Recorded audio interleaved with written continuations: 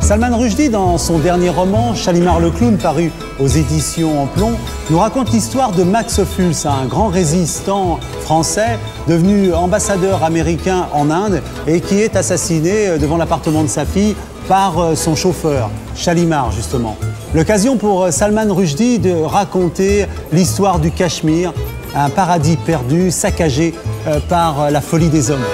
On connaît l'œuvre considérable de Salman Rushdie et les menaces qui pèsent sur lui depuis les versets sataniques. Mais savez-vous que Salman Rushdie a 3 idoles?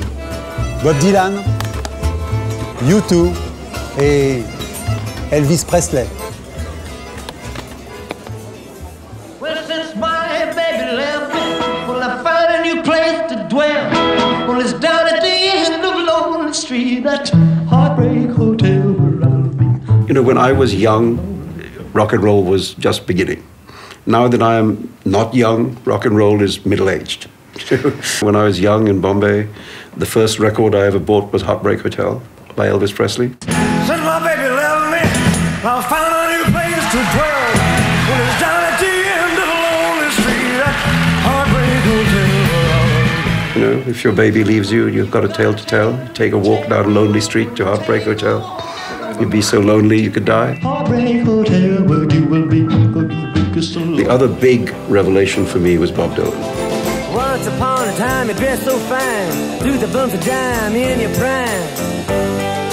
Then you... I remember, again, coming to boarding school in England and somebody else, one of the other boys at the school, very excitedly taking me into his room and saying, you have to listen to this, and putting on one of the very first Bob Dylan albums. And I thought, I was just blown away, as they say. And I've never stopped thinking of Bob Dylan as a great genius. Nobody ever should hear me sing. It is a terrifying thing. It would break the camera. There was a time some years ago when I was invited for a brief moment to go on stage with U2 when they were giving a performance in London.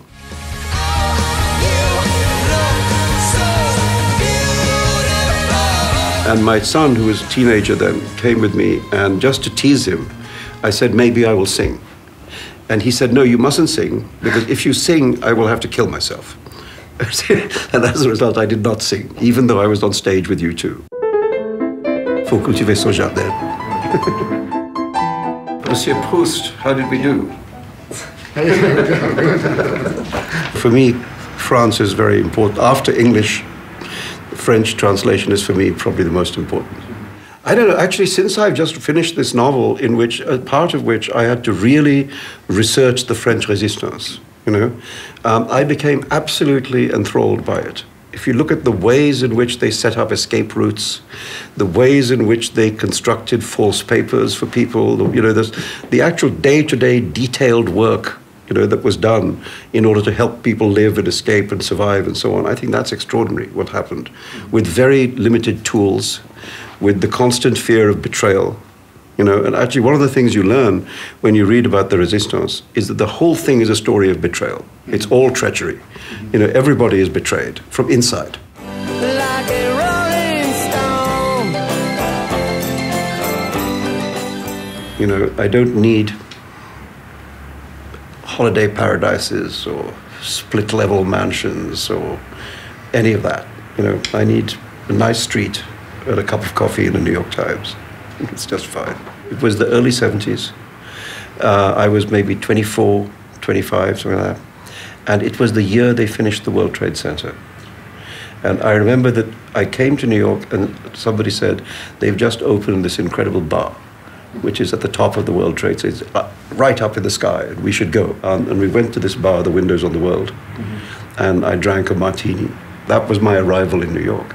So it meant, of course, that to see those buildings come down was, of course, for me, I immediately thought back to that first ever day, you know, when we were up in the sky in this place, and it seemed like this building was so huge and immense, solid, and, you know, it seemed like it was there forever. So anyway, that was my first day in New York. What fault? Talking too much. My principal defect. Being too thin-skinned, getting offended very easily. State of mind, exhausted, but happy.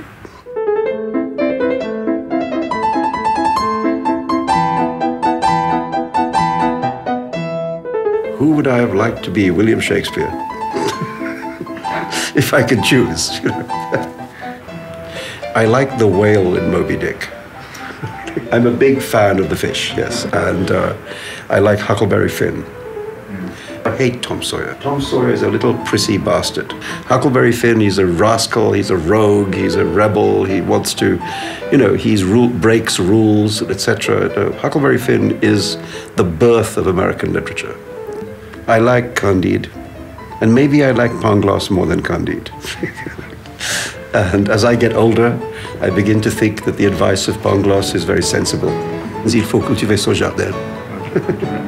So you say, apne baag ka dekhbhal karna chahiye. That means il faut cultiver son jardin. I've read, I have to say, the one person I have read is Michel Houellebecq. I think he writes about a kind of France, a kind of Frenchness, which is not in any other French literature. You know, if you like, is a kind of, almost a kind of Le Pen France, you know, that he writes about. I read the Elementary Particles, and I read half of Platform, and didn't finish it. And I haven't read the third one, because, you know, I probably will look at it at some point. Like a rolling stone. I don't have a secret. I was just fooling the journalist. It's not true. Sometimes when you get at the end of a day of interviews, you feel the need to say something stupid. I don't have a secret.